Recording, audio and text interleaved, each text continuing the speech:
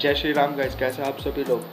जैसे कि मैंने पिछली वीडियो में मैंने आपको HTML का कोड लिखने सिखाया था और मैंने आपको ये भी बताया था कि HTML के जो टैग्स होते हैं उस कोड के अंदर हम उसको कैसे इस्तेमाल करते हैं। पर लेकिन मैंने आपको कभी ये नहीं बताया पाया या मैंने आपको कभी नहीं बताया कि हमारा HTML CSS जो जावास्क्रिप्ट होती है वो क्या होती है। मैं आपको बता देना चाहता हूँ इस वीडियो में। जो हमारा HTML होता है वो जो काम करता है वो हमारी जो वेबसाइट होती है ना, उसको डिज़ाइन करने के लिए होता है, उसे बनाने के लिए नहीं, उसे सिर्फ डिज़ाइन करने के लिए।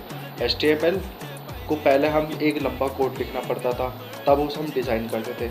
और जो हमारी CSS होती है और जो जावास्क्रिप्ट, ये दोनों HTML के अंदर काम करती है। CSS जो होती है, जो HTML का बड़ा कोड होता है यानी बिग कोड, उसे शॉर्ट फॉर्म में कर देती है। और जावास्क्रिप्ट और शॉर्ट तरीके से कोडिंग करती है HTML के अंदर।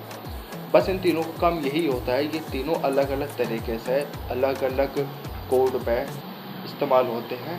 क्यों होती है? वेबसाइट को डिज़ाइन करने के लिए।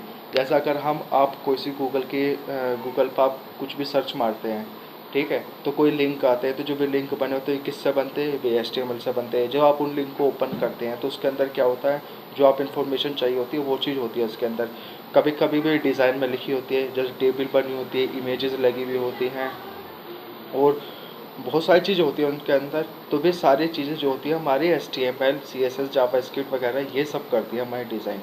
बस आपको इतना ध्यान रखते हैं, HTML CSS और जावास्क्रिप्ट इन तीनों को काम जो होता है वेबसाइट को डिज़ाइन करने के लिए। और जावास्क्रिप्ट और CSS ये दोनों HTML के अंदर काम करती है।